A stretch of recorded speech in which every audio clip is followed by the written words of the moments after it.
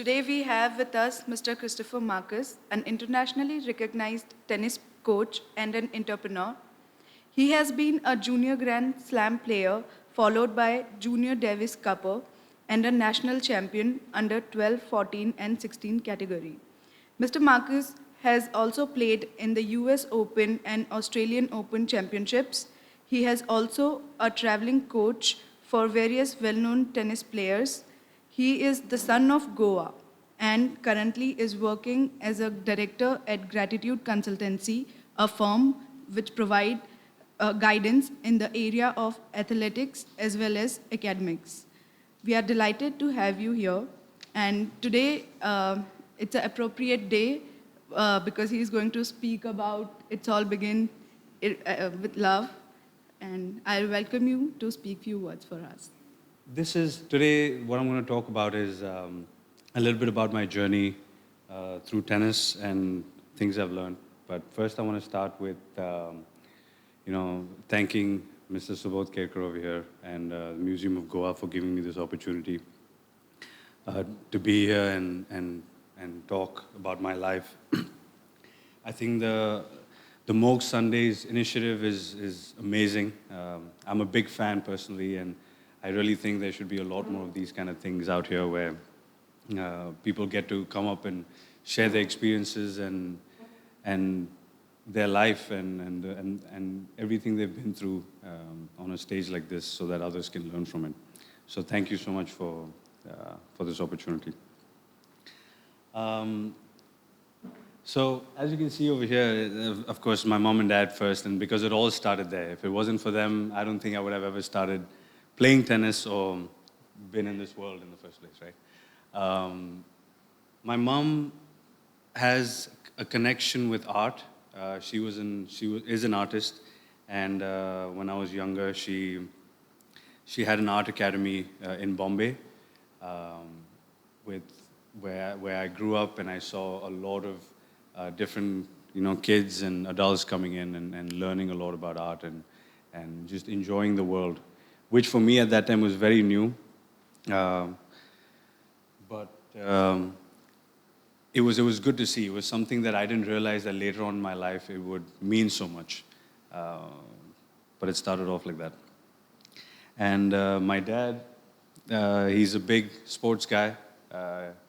He started off as a boxer at a young age, and then went on to squash. And that's how it all started for me, honestly. When he would go play squash, he'd take me as a 5-year-old, 6-year-old. He'd take me with him to his club, and he'd just give me his racket and his ball, and he'd be like, go on the wall and just start hitting a few balls there. And I would enjoy myself. Every break I got, every 2 minutes, 5 minutes that I had, while they were all having water, I would go and hit a ball on the wall constantly. And that's where it all started for me. I think someone told him that I should play tennis, and I should give tennis a shot, and that's how we went on the tennis court the first time, and this is how it started. So, the first picture on the left was the first time I entered a tennis court. They gave me this card that showed how many times I was playing, and it was very new for me. Of course, I didn't know what to expect. It was just my father taking me to the tennis courts and playing.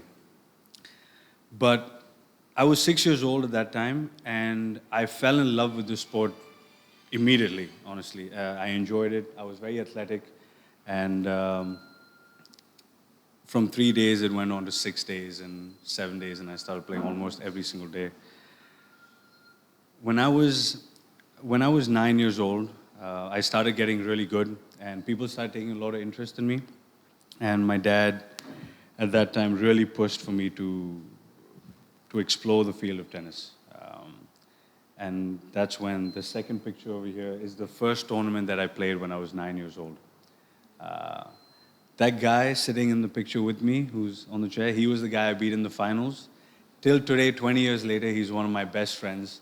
And that was the first time I met him over there. So, as you can see, the story is going to go on to something that turns into something beautiful, because I've learned a lot through this. But that's how it all started. My junior career was, um, it was not knowing what to expect, not knowing how this would turn out, but knowing that, I was really enjoying being out there, being on the tennis court. And when I was 9 years old, my dad decided to put me on a plane and send me to Texas all by myself.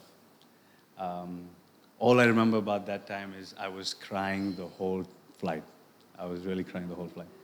But when I reached over there, a coach came and picked me up and he said, your dad has spoken to me and don't worry, everything is going to be fine. We're going to have a great time from here.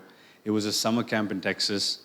And as soon as I landed, it was fantastic. I had the best 3 months of my life. I learned a lot of tennis over there. But mainly, I just learned to be uncomfortable from a very, very young age. And actually get comfortable in the uncomfortable from a very, very young age. I didn't realize how that would affect my life then, but at that time, it made a big impact. It already started to change me in ways that I didn't realize. Yeah. So as that went on, tennis started becoming very serious. When I came back from the US, which was a few months later, and I started winning a lot of junior tournaments and a lot of tournaments out there in India. I started traveling around India at the age of 10, going to, first it was only in Maharashtra and then slowly in different states as well. And before I knew it, I started realizing, before I realized, I saw that my life was changing a lot. And there was a lot that I had to kind of understand and cope with, which at that time I couldn't. I didn't understand, but I was just playing. I was going out there playing and studying at the same time. And it was then that when I was 13, after playing a lot of junior tournaments, we had a talk. The whole family sat down, and I was in class 7 at that time, just going to class 8. And we sat down, and Dad asked me, he said, what do you want to do with this? Of course, for a 13-year-old or a 14-year-old at that time, I think that was a very difficult question to answer or even think about, but it was important. And he asked me, he said, okay, we have an offer that's come from Bangalore. It's come from a very famous tennis player, Mahesh Bhupati. He had a company at that time and an academy, and I was one of 7 players all across India that was selected for this program. And it was something that was going to change the world of tennis. It was trying to make an Indian Grand Slam champion over the years. And it was a great initiative started by a few people then. At that time, so we sat down, and he asked me, he said, what would you like to do? Would you like to continue this, or would you like to live a life where you go to school and make friends and things like that? But it's going to be a very different life, and it's going to be a very different life if you choose to leave this for us and for you. And would you want to do it? I said no. I remember very clearly. I said no. I cried a lot. I used to cry a lot as a kid. And I said no. I said I don't want to leave the family. I don't want to leave home. I don't want to leave mom, dad. But Dad wouldn't listen, and he said, no, I think this is the best opportunity for you. This is a great chance for you to turn this life into something huge and great. So he said, let's give it a shot. Let's go there and let's see how it is. And that's when I think it all changed for me. My life as a junior player started at 14. I went to Bangalore, and in Bangalore, I was with the 7 best players of India. We were training at a very high level. We were training to push ourselves mentally, physically, and it wasn't easy. It was not easy at all to do. But it was turning into something. It was turning into a lifestyle. It was turning into something that I also kind of wanted for myself, because I started dreaming at that time, and which was very important to do. That move for me, and moving away from the family and learning to kind of live on my own, do things on my own, and become mature at a very young age was a very hard thing to do, but it was something that also taught me over the years of how to adapt, how to just be self-sufficient, how to be independent, rather. And I started understanding myself a lot at 14. I started understanding who I was and my skills and my abilities to push, to grow. And I started realizing that there were a lot of things that I could do as an athlete. I was a very, very good athlete growing up, and I kept pushing myself a lot. And so did my coaches. I had a great team around me. It was a completely different world from, a regular going to school, seventh grade, spending time with friends, getting lunch breaks, spending time with friends again, coming back home, studying. I never did that. It was at that time that we decided that, okay, I was going to be homeschooled. And it was a path that we took that not many people in India, even today, they don't take that. But back then, to take a risk like that, I think was huge on my parents' part. The fact that they believed in something and they wanted to take that route was incredible. And a lot of credit goes to them even today for everything that they did.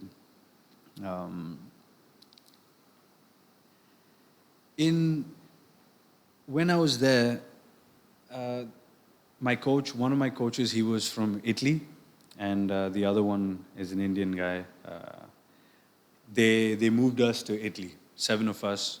At 15, we completely moved base from India, and it was the first time I was living for a long time outside of my own country and learning new habits and culture and learning about different ways of life, and I enjoyed every moment of it. I really did.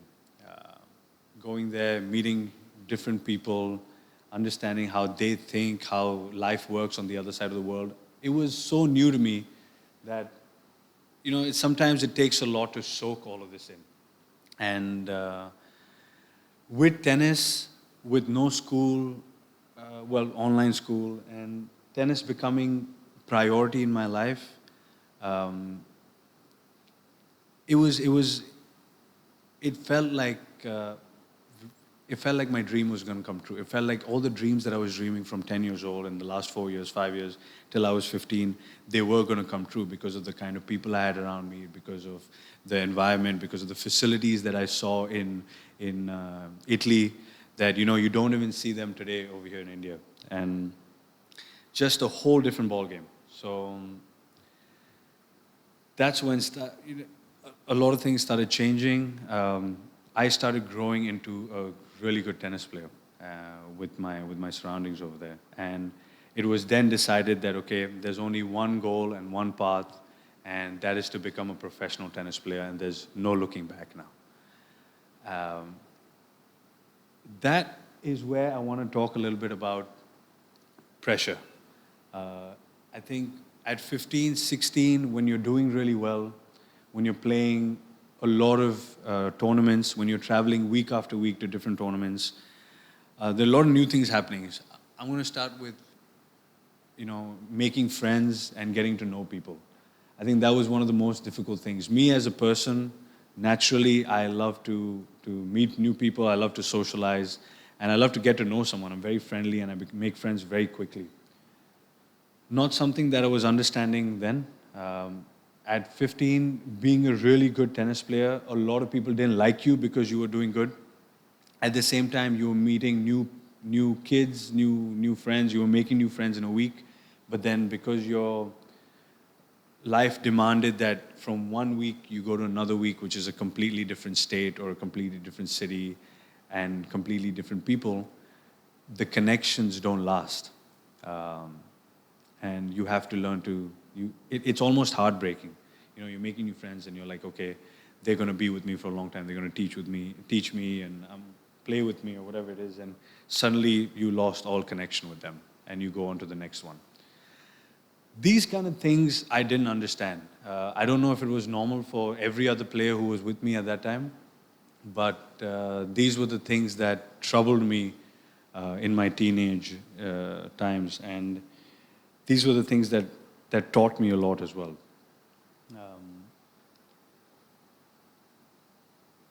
Tennis then became my way to kind of I completely drowned myself in tennis, and it was everything that I knew, everything I wanted to do at that time.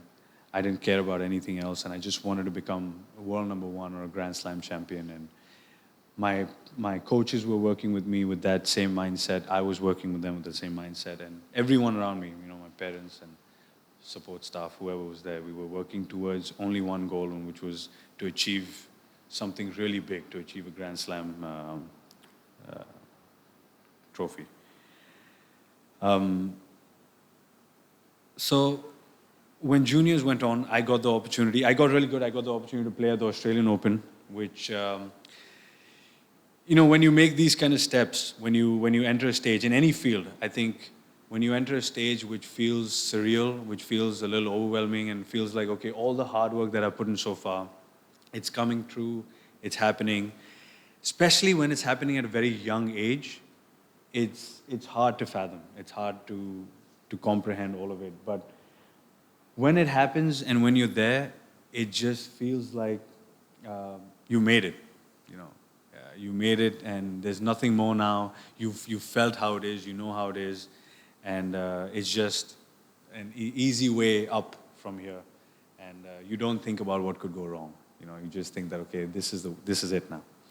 So I started winning a lot of tournaments. I started playing a lot of great players, competing with a lot of great players. I started getting a lot of respect in my junior career, and I started meeting a lot of great people along the way. People who taught me a lot, people who mentored me and showed me the right way. But with that also comes, I was starting to build an ego at that time, which I didn't realize. When you start winning, when you start getting good, you feel like you're the best.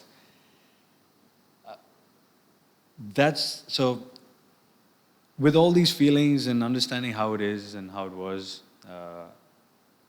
the junior career is like a stepping stone that sets you up for your professional life. And the fact that we are all decided that that's what I wanted to do, and that's what we were all going to push as a team. Studies became secondary. Education became secondary. And I think that was very wrong at that time, but it did. It became secondary. And I went with everything I had, and I decided to make it pro, not considering other options. And we said, okay, let's do this. My first year on the professional circuit was, for lack of a better word, it was brutal. It was very, very, very tough. Because now I'm in the big league. I'm not playing. So juniors is something that is under 18 in tennis. And anything after that is the men's circuit, is the professional circuit. So now I'm here, 17 years old, 18 years old. I'm making a debut into professional tennis, and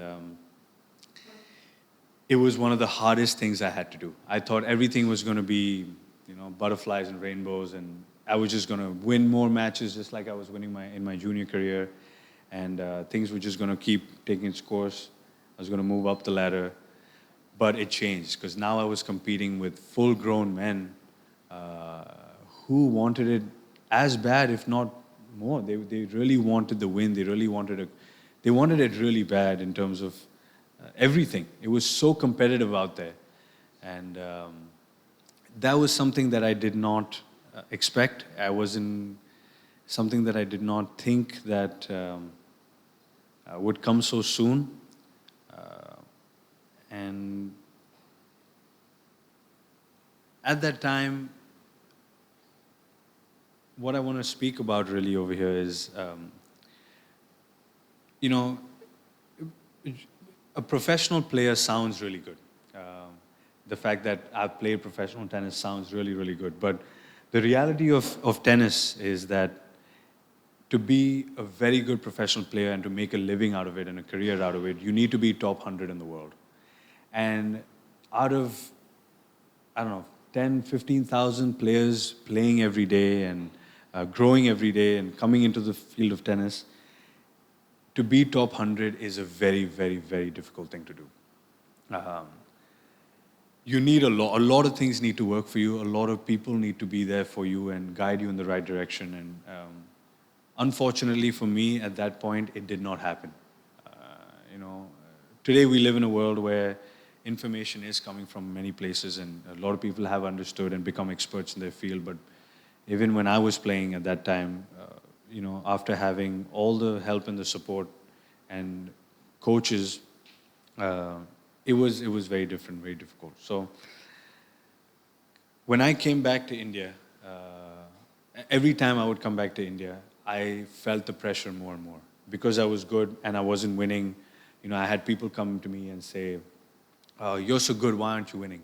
Why is this so hard for you? You know, are you not good enough anymore, or are you, you know, are you breaking down mentally? Can you not handle pressure?" And these kind of questions were asked to me a lot when I came back, and I didn't know how to respond to those things. I really didn't, because for me, my head, things were very different. Even though I was losing, I knew that I had to reach somewhere, and it was all a process. But no one understood that in this country, especially when I came back. And um, my family and my friends started thinking that, okay, maybe he's not going to make it anymore. Maybe what he's doing is not the right thing. Maybe you know, this is too much for him to handle, and we need to think of alternate careers right now. And all this happens a lot. It happened to me. I can only talk about myself, of course, but I've worked with a lot of players over the years, and all the players that played with me in juniors and professional tennis, a lot of them have suffered through a lot of this. So yes, it sounds good to call myself a professional player, and in terms of ability and skill, I am up there. I have played with a lot of great players who are there, top 100 today in the world, and I can still play with them, and that is amazing. But I think it's for me, it's important to make everybody aware that professional tennis is not just what it seems, and there's a lot more to it.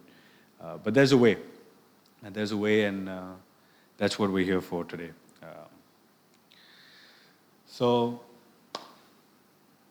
just before I started coaching, I actually, just before I started coaching, uh, again, while I was still a professional player, aiming, aspiring to be professional, uh, because I was losing or because I wasn't performing to my abilities, a lot of my teammates and a lot of my whole team actually started pushing me much harder, saying, "Hey, you're not working hard enough. Maybe you got to work harder. You're not putting in enough time. Maybe you should do that. Put more effort in. Let's do that. Let's work harder and harder and harder, but not smarter. Nobody was working smart enough. Everyone just wanted to work harder." And I started believing everything that everyone was saying.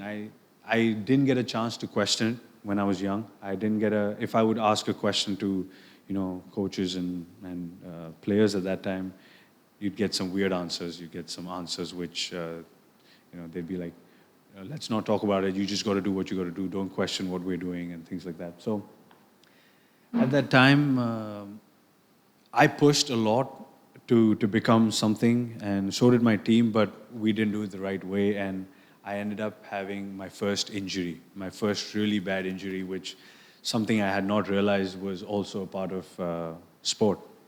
Uh, and it was a really bad one. My first one was I twisted my ankle.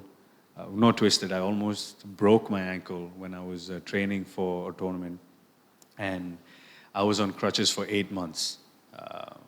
I couldn't walk. I'd forgotten how to walk after 8 months. I came back, and now there was the pressure of wanting to come back stronger and come back faster because you were losing time to become a professional tennis player. You were losing out on years. So we started pushing even harder. And actually, the photo you see at the Australian Open, and me speaking with my coach over here, his name is Bob Brett. He recently passed away, but amazing coach. He's built some great players out there. But just before I got to the Australian Open, I had this first injury, and I had only 4 months to come back. And the team sat together, and we said, if you want to make it here, because this is once in a lifetime opportunity. So if you want to make it to the Australian Open, if you want to play a Grand Slam and know how it feels, you have to push very, very hard to make it happen. And I said, yeah, I said, absolutely. I'm going to do whatever it takes and let's do it. So not realizing that not recovering fully from an injury can just lead to more injuries and make it worse. And that's when a lot of injuries started for me, and a whole other life started. It wasn't about tennis anymore. Tennis was just a small part of my life at that time, where it began with everything was tennis. At the end, hitting a ball, getting on the tennis court, playing a match was the smallest of things. It was more about, how do I deal with injuries? How do I deal with the mentality or the mental part of it that I'm going through because I can't get on court or because I can't make myself feel healthy quicker or things like that. And how do I deal with loss? How do I deal with, people talking behind my back, or people talking about, people saying things like, hey, this guy was such a great junior player, but look what's happening. He's coming to the pro circuit, but he's not going to probably make it because of whatever reason, and the reasons were crazy. So in 2013, after trying a lot, 2013. I was 22 years old, and my professional career was going. I was pushing very hard. I was trying to make things happen, but it wasn't going the way I planned it to go.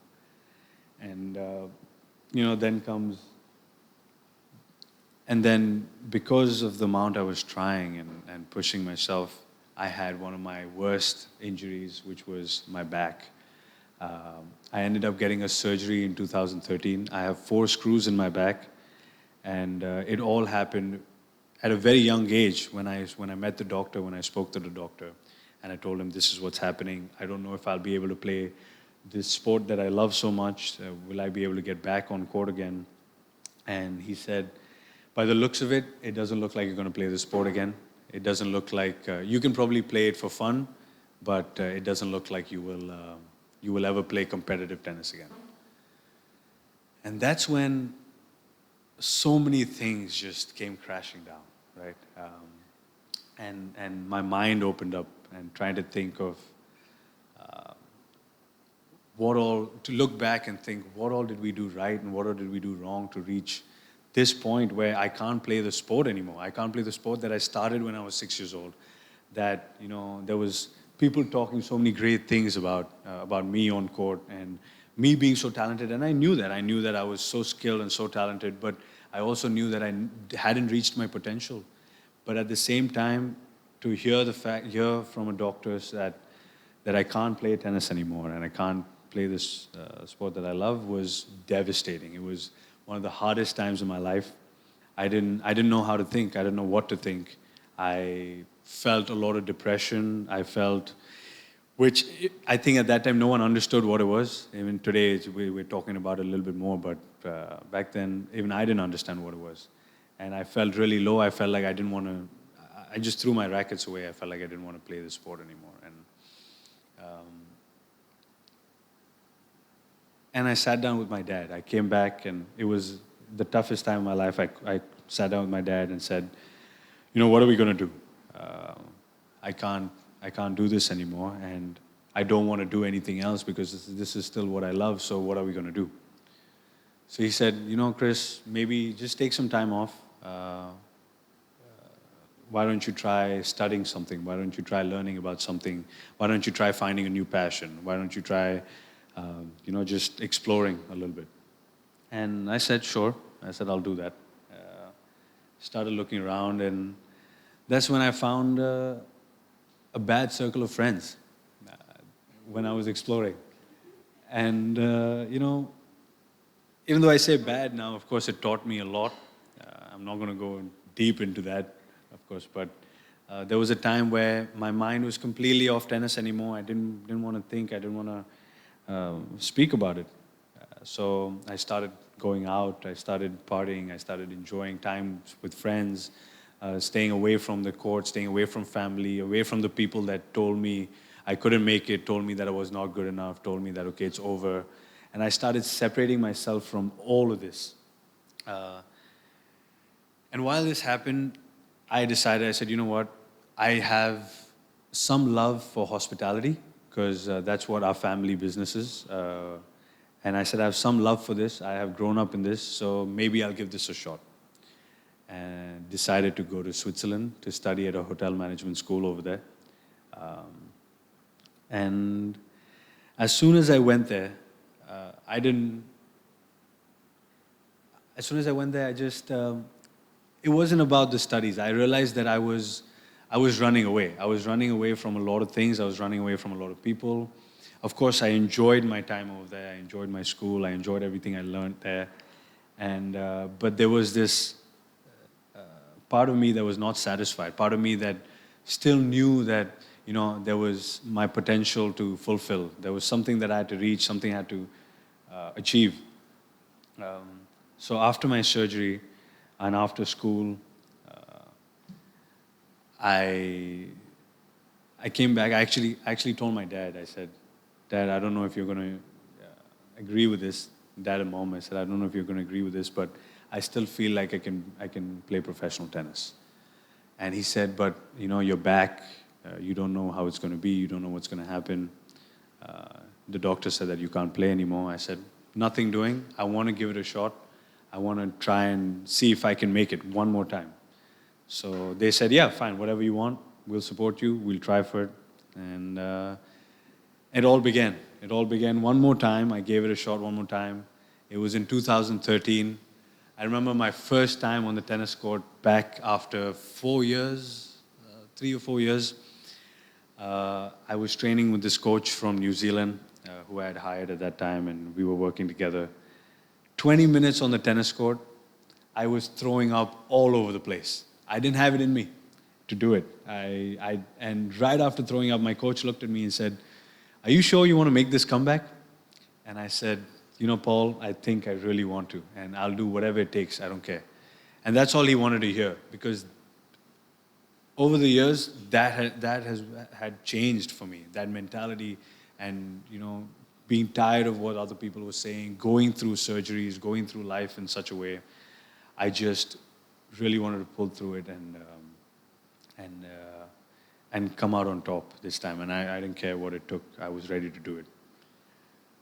So I started playing professional tennis again in 2013, and for 2 years I played, but it was difficult. It was difficult because tennis is a very expensive sport.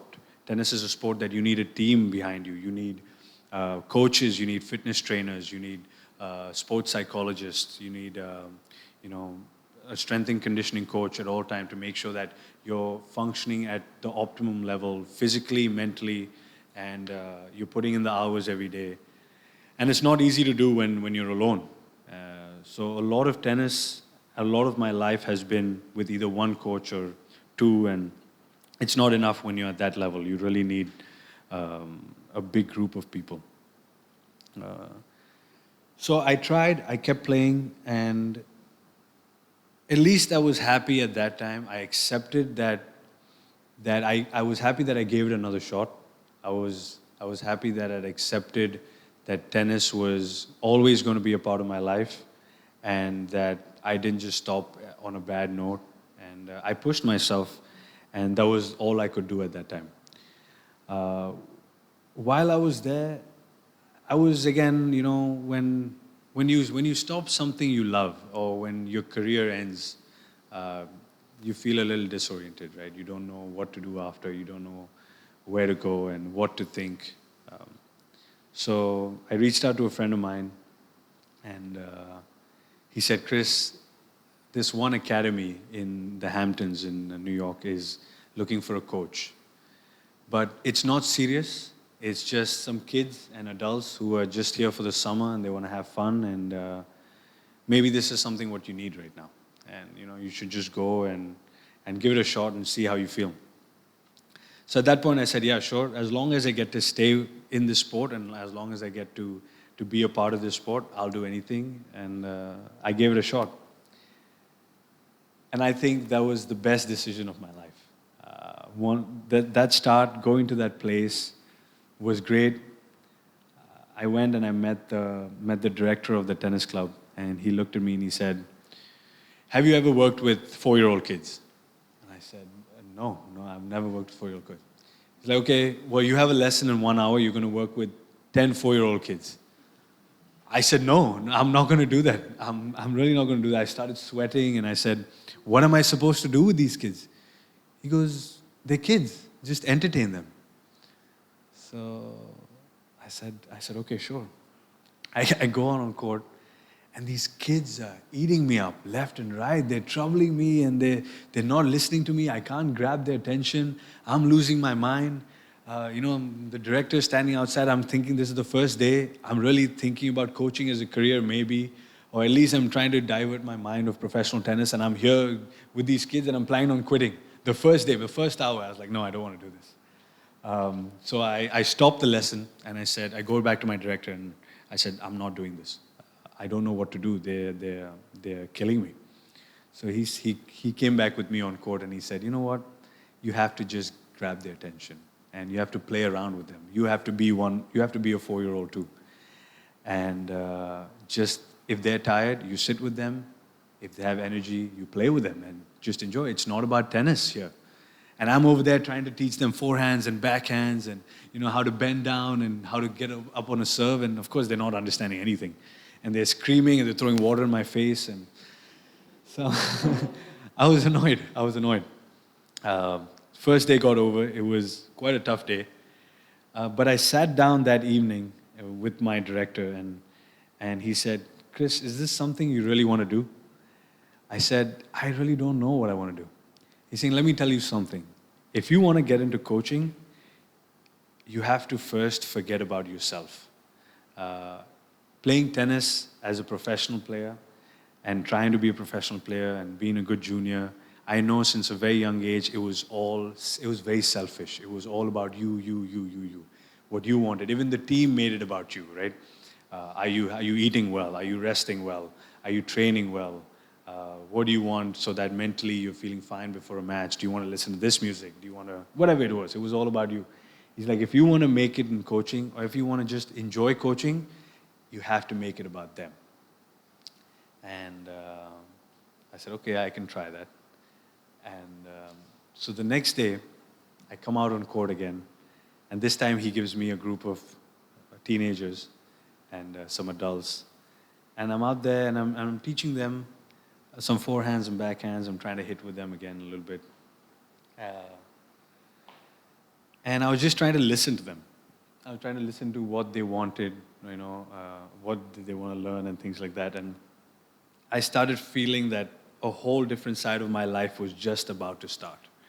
Everything that I knew up till today and was going to change. It was all going to change. I knew it. And I knew that was the first time I really felt like a hypocrite, honestly. And I understood what hypocrisy was, because I was there trying to teach them things that I never did on my own, And I didn't even practice it. And I'm here telling this boy, saying, okay, move your arms away from your body and hit the ball, hit under the ball and get under the ball and these kind of things. And I'm standing there thinking, I never listened to myself. I never did this myself. How can I go out there and tell these guys what to do? I said, that is wrong. I don't want to do that. And that's where it started. I realized how dishonest I had become to myself over the years because I didn't want to listen to other people, because I didn't want to engage with other people, because I didn't want to, I just wanted to do things on my terms. I wanted to do things on my way, because everywhere I went, they were only bringing you down. So I had realized that I was lying to myself about a lot of things, and it all started with that one small thing, which was telling somebody to do something well. I wasn't doing it myself. That was my first summer in coaching. That summer ended up becoming one of the best summers. I met a lot of people. Hamptons being a very, very wealthy place. I started meeting, people who didn't play tennis, who just came there to enjoy time with their families, who came there just to get away from life, work, just they could have a great time and enjoy life in the Hamptons, and they would choose to do that. I met big names like CEOs of Goldman Sachs, couple CEOs actually that I trained, you know, big firms, hedge funds, big surgeons who, through the game of tennis, wanted to just connect, wanted to just socialize and let loose, you know, just. So one day, I had this player who was a really famous and really big eye surgeon, and he came up to me and he said, we played for 30 minutes. He had booked me for 3 hours. We played for 30 minutes, and he said, okay, Chris, put your racket down. We're going on the beach. And I said, Mark, you're paying me. He goes, I know I'm paying you. That's why I'm telling you to put your racket down and come with me on the beach. So I said, okay, but what about tennis? He's like, no, just let's talk about life a little bit. And I said, okay, so 2.5 hours, we're walking on this beach, and we're just talking about his life, his family, his sons, his daughters, his career, and then he's asking about mine, and all these things put together. I started realizing that coaching was something that would make me grow a lot in life. Trying to teach someone something that I have experienced over the years, but also learning more from them was going to be, it is what was going to be more beneficial. That was what was going to mean a lot to me. Just to get to know other people, just to socialize with so many people, and just to understand their walks of life. And it changed. So I became very passionate about coaching. I started taking it seriously. I started realizing that I had a skill where I could cater to someone's needs, what they really wanted in the field of tennis, and everything connected to tennis. And I could coach them the way they needed to be coached. And I realized that not everybody is the same. We are all very different people, you know, and we have different ways of learning. We have different ways of understanding. And myself, like, not going to school, not having that kind of an education like everybody else, and not socializing in school, and had also taught me a lot. I just didn't know how to put it together. And coaching was something that helped me put it together and it still is. I'm not saying I'm very young and I have a lot of life to live, but it's still teaching me a lot. So I started taking it seriously, and I knew that it was something that I could be good at. I found my ambition again. I found my passion again. I found purpose in my life again, which was really, really, really important to me at that time. And it was all through coaching. And the fact that I could stick with something, stick with a sport that I had started from a young age, and my family would still be happy about it because I had given it all, my all, and gotten something out of it. So I started doing it very seriously, and I came there year after year. And in 2017 was when I landed my first coaching job at a club in New Jersey. And they made me the director of the junior program for the academy. And my partner at that time, or my colleague, he was from Argentina. He's from Argentina. He's 88. He was 88 in the world, a professional tennis player. And this was the first time I was getting to learn from someone so closely who had been in the top 100. And it was a dream come true. It was something that I always wanted to do as a professional, as a junior, that I wanted to play with these big players and top 100 players, and not just play with them, but interact with them on a daily basis and live that life. And I finally got a chance to do that in 2017. And he and I, we absolutely killed it. We had about 60 kids that we trained from the age of 8 to 16, 17. A lot of them went to college after. A lot of them are still playing, trying to make it pro, trying to get into a good college. And that's when it all really started for me in my coaching career. I decided that this was going to be it. So starting 2017, that partner and I, we decided that we would start our own venture. We just wanted to make a difference and not let things that had happened to us, we didn't want things to happen to other people, and just, you know, make sure we could guide them a little bit. So we got together and we started an academy and at the end of 2017, which went on till 2020 till COVID happened. Unfortunately, we had to shut it down, and I came back to India only because of that. But when I started this academy and when I started getting a lot of players, I started looking for a player who I knew could make it. Someone like me, the ambitions that I had growing up, and someone even better than me, someone who wanted it really bad, and then I could be the guiding factor where I could make something out of this player. I started looking for these guys. Unfortunately, at that time, I didn't find it. I found a lot of recreational players and a lot of good players, but didn't want a career as a professional tennis player. They just wanted to use tennis to grow and get into a good university or play at a good level and just keep it as a hobby because of what it gives you later. But at the end of 2019, I was enjoying my life. I was enjoying my career. As a coach, I could see myself doing this for a long time, and I was getting comfortable in it. And that's when these two guys over here, sitting on the right. So the guy in the yellow, his name is Divij Sharan, and the guy in the white, his name is Sumit Nagal. These two guys, they got in touch with me, and they said, Chris, we hear that you've been coaching a lot. We are looking to come, and Sumit said, I'd like to come and train at your academy a little bit before the US Open in 2019.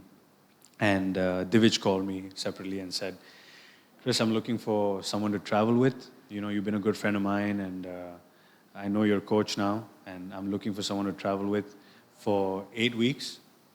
And would you be interested? And he said, we'll take it, of course, week at a time, but would you be interested in doing something like this? And at that moment, I really felt like, okay, all the hard work that I'd put in, all the time that I'd spent on court, and all the time that I'd spent trying to grow myself was finally starting to show. And this was one of the biggest opportunities in my life. He was an ATP player. He was 43 in the world at that time. And it was the biggest achievement that I felt when he asked me to come join him. And those are the photos that you see here. We started. And I got to learn a lot, not just from him, not just from these two guys, but now I was somewhere that I truly felt like I belonged. I knew it as soon as I went there that this was my place, this was what I was doing everything for.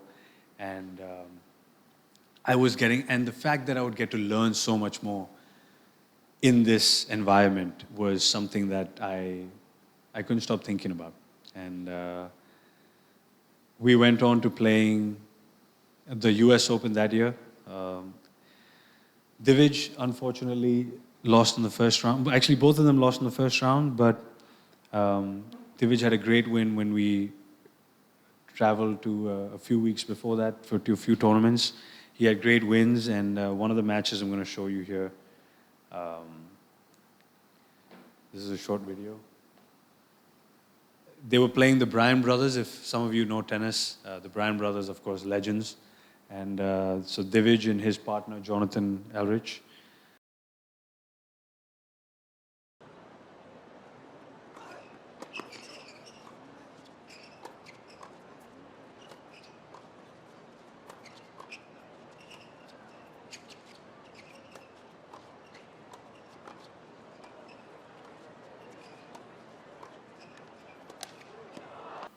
My point of showing you this is the atmosphere over here, the environment was so electrifying. It was incredible. And being able to feel that I am working with one of the guys here who's playing, two of the best guys in the world. They won Grand Slams, I think multiple Grand Slams. And they've been world number ones. And the fact that we were winning points, and I was a part of a team. I was a part of someone. I was a part of something with someone, and we were trying to achieve greatness. I think was one of the most amazing moments in my life. Being that this was the semifinals of that tournament, and we were so close to winning. They lost in the third set, tiebreak 11-9, which is basically just a 2-point loss. And if they had won that, it would have been a big win for me. Even then, it was a huge win for me to just be out there with the crowd and the respect you're getting because, the players are playing great.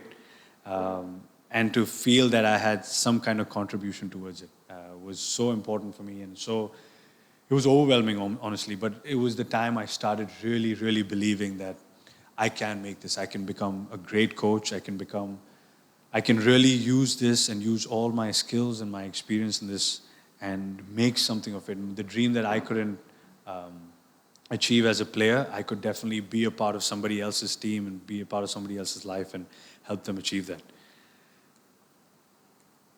So, and then it was here. Then Sumit Nagal, he was playing the qualifying of the US Open, and we didn't expect him, to be very honest. And if he sees this, he's probably going to get mad. But we didn't expect him to qualify at all. He had just come from a small ankle injury, but he was out. He hadn't practiced much. He came to my academy in the US before, and he said, I want to hit a few balls and see how I feel. If I feel good, I want to get on court. And he qualified. He qualified, and we couldn't believe it. The team was just... We lost it that night. I think we went really big that night. We had a huge party. Even though he had to play the next day, he didn't come with us, but we had a great party. And he drew Roger Federer in the first round. Now, if anyone in any field, what you want to kind of achieve in your field is you want to go toe-to-toe with the best, right? If you really are very ambitious and you have that goal that you want to be world number one or you want to be with the world number one in your respective fields, you know that it will mean so much, or it will... I can't even explain the feeling even today, but knowing that he was going to play Roger Federer, someone that I had idolized and everybody had idolized growing up, even today, he's 39, 40 years old, but he's still out there and people still love him and are inspired by him. To know that someone that I'm working with is going to be playing him in the first round of the US Open, which is Monday night prime time for them over there in New York, and there's 75,000 people in the stands, and this guy is getting out there on center court, and the feeling was just unreal.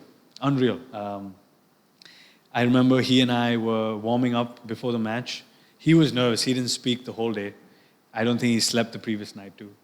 And we were warming up before the match, and Roger walks by from behind him, and suddenly this guy is starting to miss a lot of balls. He's getting tight, right? And the crowd is going crazy. Crowd is screaming because Roger's walking, and all this is happening before a match. Like, how do you handle all this? How do you handle this at the biggest stage? You're trying to make your country proud, but at the same time, you're there knowing that you're going to play your idol and playing the best player in the world, a guy who's won 20 Grand Slams. And to think that, okay, I'm going there because I really want to win this match. How do you bring that confidence? How do you even think that you're going to beat someone like this, right? But that's where it matters. So we were warming up, and after the match, after the warm-up, Sumit goes to the physiotherapist, his fitness trainer and I, we go up to have dinner before the match, because this was Monday night match. It was like 10:30 at night, so we're having an early dinner. And we're just sitting there waiting for Sumit to come back from the locker rooms. And this guy comes back, and he has this big smile on his face. And his trainer and I were looking at each other, and we're like, either he's really nervous or something is going on.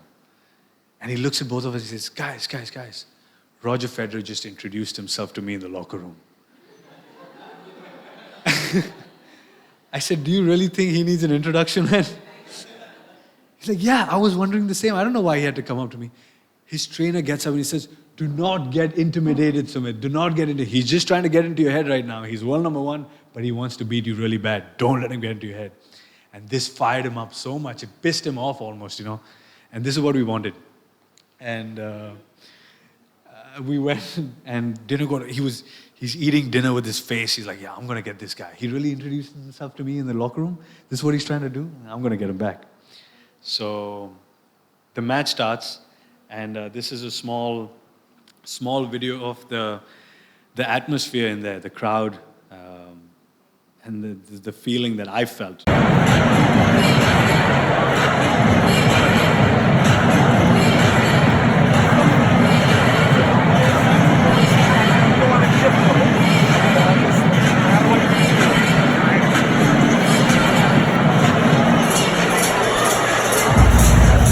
sit in this box at a Grand Slam on center court on Monday night prime time playing the number one player in the world, I don't even know how to explain that feeling, right?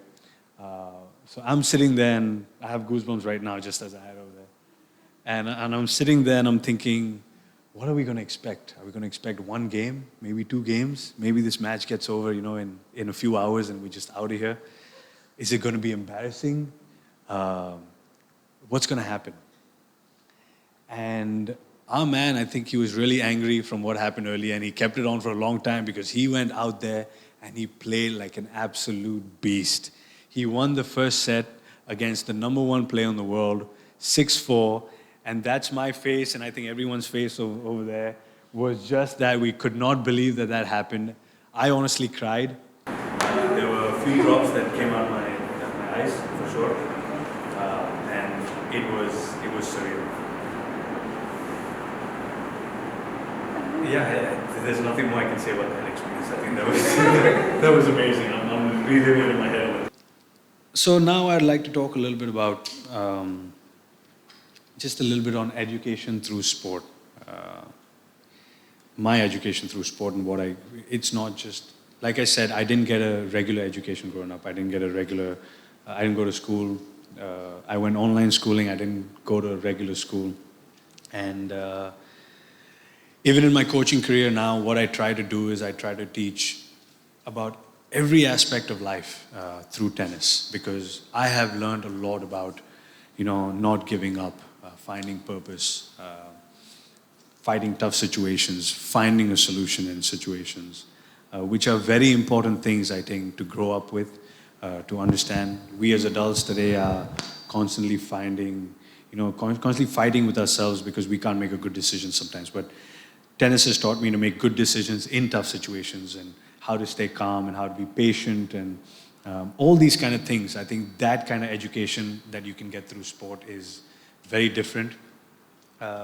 Today's world, of course, we all know it. It's so much tech, so much information coming from everywhere, every part of the world, and it's so accessible to everybody. I've seen a 4-year-old fly a flight simulator and land it without crashing, which is crazy. I've seen, kids drive racing simulators and things like that also, which is, and now schooling is online, everything is online. There are kids going to robotics, and gaming is becoming a career. So I understand all of that, and that's great, but I think sport should still always be there. Sport should be there. Like, we grew up playing out on the streets, and now they don't have much time, but extracurricular activities and sport just keeps you quite aware of what's happening and quite up to date with what's happening and in touch with yourself, where you can get very distracted and your attention span, I've seen, is not the best when you have tech around you, especially with kids all the time. So sport has taught me a lot, and that's what I try to teach the kids that I'm working with all the time, and try to tell them that it's much more than tennis. It's about mental health. It's about physical health. It's about nutrition. It's about sports science. It's about understanding how the body grows and all of that. And that being patient is the most important thing. Making decisions while you're calm will lead you to good decisions. And yeah, I just think it's important that sport is looked at, education is looked at through sport a little bit. Last, I want to end with just a little bit about the company that I've started with my partner there, Shreya. She was a Division I college tennis player as well, phenomenal player. And she and I together, we've started this company called Gratitude, which is, we also have another partner, Amia. She's not here right now. But we started this to, like I said, you've heard my story and you understand how it is. So I want to kind of make a strong foundation and a strong base and help and guide, students and student athletes to understand that they can use their sport and keep education at the same time, and not just learn how to manage it, but grow with it. They can take their sport, get into college, choose what they want to study over there. At the same time, continue to keep that sport. Where in India, a lot of parents, when they're 15 or 16 years old and they come into the 10th, they have to make a decision that, oh my God, we can't. They have to focus on studies now. Or if sport is a career, then it's going completely the other way. So it's big decisions to make. But I want to just come and say that both are very possible together, and it's how it should be done. Because it's both are very, very important. Me not having that kind of education through school and through college that I would have loved to get in that time. And I also could have played tennis in university, which would have saved my junior, my professional career, but I didn't have that guidance back then. I didn't understand that. But it really can save a lot of careers, and it can make a lot of careers. You can choose to play professional after college while having the backing of a degree. You can fall back on that. So it's much less pressure on yourself. It's much less pressure on parents. You can get scholarships for all of that, and that's what we're here for. There are different, all these things that you see down, there are different entities and organizations in the US. This is only for the US. The college sports in the US is huge. It's massive. You get facilities that are that you will end up paying at least close to $1 crore a year if you want to build a professional tennis player. You can get it for free or at a good price if you're good at your sport and if you're good in academics. And that's where we've come, and we've started this to really grow awareness of how important it is to grow through sport, how important it is to keep your education, and how important it is to then, explore different options through these two fields.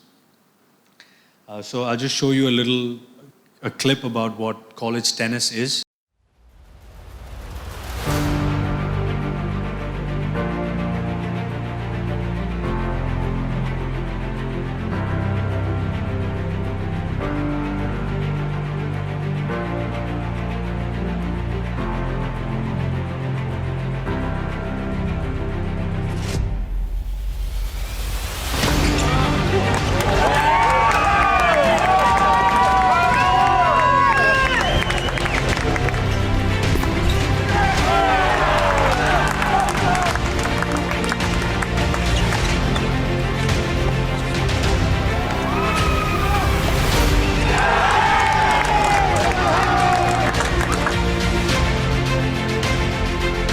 I do know that our guys were pretty gritty today. They were very competitive.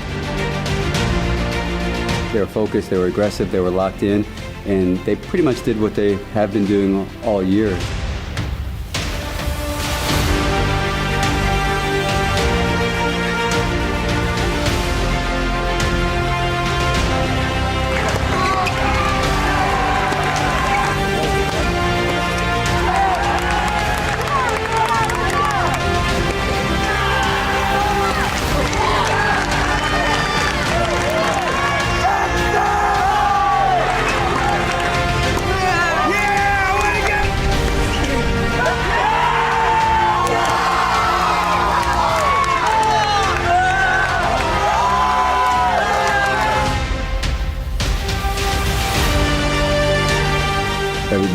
Everybody's happy with the way we've worked all year, and we just need 4 more points on the board.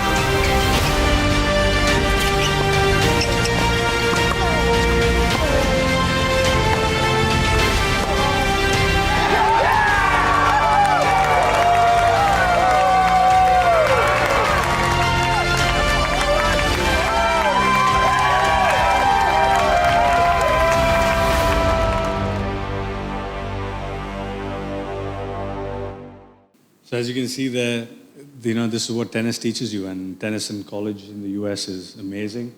And in general, it teaches you to be competitive. It teaches you to be together with a team and to fight together and fight a lot and show a lot of heart. So, thank you so much for giving me your time. Thank you. I'm very happy to be here. Thank you, Museum of Goa. Thank you so much again, Mr. Subodh Kerkar. And I really appreciate all you guys being here. Thank you so much.